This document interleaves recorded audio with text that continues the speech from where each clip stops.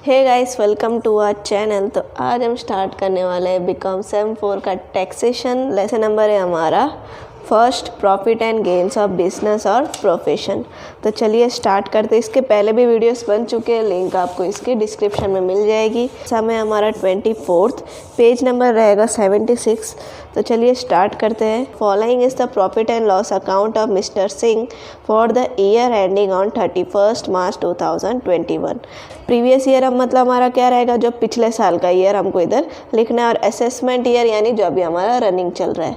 ठीक है, तो प्रीवियस ईयर हमारा क्या रहेगा 2020 to 21, और असेसमेंट ईयर क्या रहेगा 2021 से 2022। तो हमारा फॉर्मेट कुछ इस तरीके से रहने वाला है। पहले हम लिखेंगे statement of taxable business income of, हमारा किसका है, मिस्टर सिंह का। तो इधर हम लिखेंगे मिस्टर सिंह। तो फर्स्ट हम क्या कैलकुलेट करते हैं, net profit as per profit and loss account. तो हम पहले क्या ऐड करेंगे इसमें, हमारा इनएडमिसिबल एक्सपेंस। इनएडमिसिबल एक्सपेंस मतलब हमारा क्या होगा, जो एसएससी को टैक्स पे करना पड़ेगा, और ये एक्सपेंडिचर हमारे क्या होंगे, ऐड होंगे नेट प्रॉफिट में। मतलब ये हम ऐड करेंगे और फिर लास्ट में किस में ऐड होगा, हमारा नेट प्रॉफिट जो है। तो ईयर का हमको नेट प्रॉफिट कितना दिया गया है, 16 लाख। तो सबसे पहले इधर हम क्या लिखेंगे, net profit as per profit and loss account, जो कि कितना है हमारा 16 लाख रुपीस। फिर उसमें हमारे सारे इनएडमिसिबल एक्सपेंस क्या होने वाले हैं, ऐड, जो एक्सेसी को टैक्स पे करना है। तो फर्स्ट हम देखेंगे ओपनिंग स्टॉक हमारा लास्ट में रहेगा करना। परचेज इसमें आता नहीं है, सैलरी एंड वेजेस भी नहीं आएगा, रेंट एंड टैक्सेस भी नहीं, कमीशंस भी नहीं। फिर नेक्स्ट कौन सा आएगा हमारा, house hold expense. House hold expense related भी हमको कुछ एडजस्टमेंट दिया गया है, जो कि क्या बोला गया है, house hold expense include A contribution of ₹20,000 towards provident fund. हमारे हाउस होल्ड एक्सपेंस जो दिया गया है कितना है, 6 लाख, उसी में ही हमारा प्रोविडेंट फंड जो है ऐड करके दी गई अमाउंट, जो कि कितनी 20,000 यानी 6 लाख में पहले से ही ऐड है। तो हाउस होल्ड एक्सपेंस हमारा कितना आएगा, 6 लाख। फिर नेक्स्ट हम देखेंगे इनकम टैक्स। तो इनकम टैक्स हमारे इनएडमिसिबल एक्सपेंस है, जो कि कितना है 1,36,100। फिर नेक्स्ट हम देखेंगे एडवर्टाइजमेंट हमारा इसमें नहीं आएगा, पोस्टेज एंड टेलीफोन भी नहीं। फिर नेक्स्ट है इंटरेस्ट ऑन कैपिटल, जो कि कितना गिवन है हमारा 76,000। फिर हम देखेंगे हमको रिजर्व दिया गया है बैड डेब्ट, उसकी अमाउंट कितनी है हमारी 3,400। फिर नेक्स्ट हम क्या कैलकुलेट करेंगे, हमारा डेप्रिसिएशन ऑन एसेट, और उसके रिलेटेड एडजस्टमेंट दी गई है। क्या बोला गया है, depreciation on asset as per income tax provision is ₹1,17,200।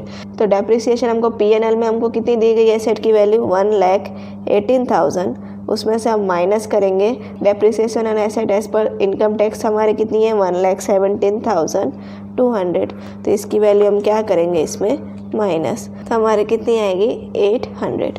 तो फिर नेक्स्ट हमारा क्या रहेगा, बाकी हमारे कौन से रह गए सारे इनकम्स। तो इनकम अभी हम कैलकुलेट करेंगे, उससे पहले हम क्या कर लेते हैं, इनएडमिसिबल एक्सपेंस को ऐड करके लिख लेते हैं। तो हमारी अमाउंट कितनी आएगी 8,16,300।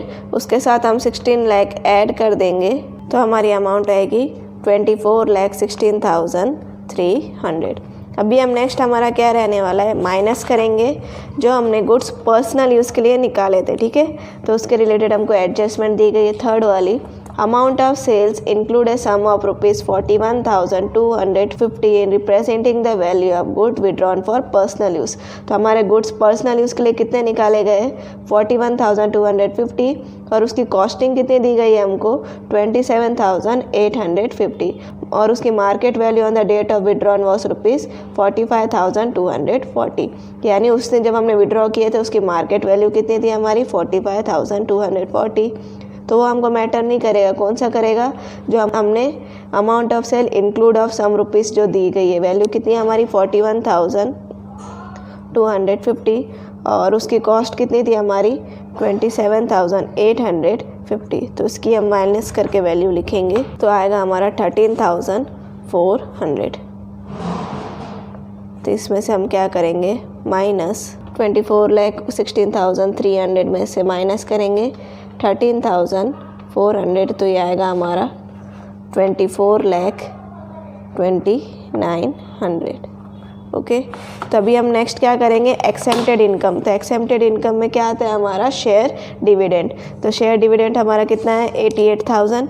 तो इसकी भी वैल्यू हमारी क्या होने वाली है इसमें माइनस, तो ये हमारा पूरा फॉर्मेट है, तो इसके पहले वीडियो बन चुके हैं तो उसमें मैंने फॉर्मेट समझाया गया है। तो हमारी माइनस करके वैल्यू आएगी 23,14,900। अभी हम नेक्स्ट क्या करते हैं, इसमें adjustment in respect of valuation of stock as to bring them at cost. जो हमारा क्लोजिंग स्टॉक रहेगा उसकी वैल्यूशन निकाल के हम उसको ऐड करेंगे और उसमें से हम जो हमारा ओपनिंग स्टॉक रहेगा उसकी वैल्यू हम क्या करेंगे इसमें माइनस।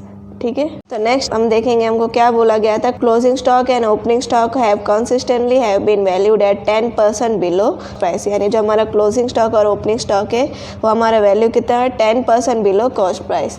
तो हमारी कॉस्ट प्राइस कितनी रहती है 100 और 10% कम बोला गया, यानी 100 में से 10% कम करेंगे तो हमारा कितना हो जाएगा ये 90, राइट। तो हमारा कितना हो जाएगा, ये टोटल हमारा 90 हो जाएगा और 10% हमारा कम बोला गया है। तो पहले हम क्लोजिंग स्टॉक की वैल्यू देखेंगे कितनी है 1,80,000, उसको हम मल्टीप्लाई करेंगे 10% कम और 100 में से 10 माइनस करेंगे तो कितना आएगा हमारा 90। तो टोटल हमारा कितना है इसमें 90 के बेस पे हम कैलकुलेट करेंगे, क्योंकि हमारा क्या है ये अंडर वैल्यूशन है। तो 1,80,000 इंटू 10 डिवाइड बाय 90 करेंगे तो ये आएगा हमारा 20,000। तो क्लोज स्टॉक की वैल्यू हमारी कितनी आई है 20,000 और क्लोजिंग स्टॉक हमारा ऐड होता है और ओपनिंग स्टॉक इसमें हमारा क्या होता है माइनस। तो ओपनिंग स्टॉक की वैल्यू कितनी दी गई है हमको 90,000, तो 90,000 का भी हमको सेम बोला गया है तो 10 अपॉन क्या करेंगे इसमें 90, तो ये हमारा कितना आएगा 10,000।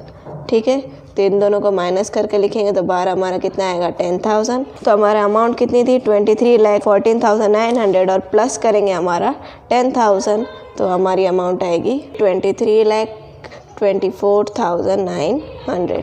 ठीक है, तो ये हमारा क्या आया taxable income under the head of profit and gains of business and profession. आप पूरा लिखेंगे।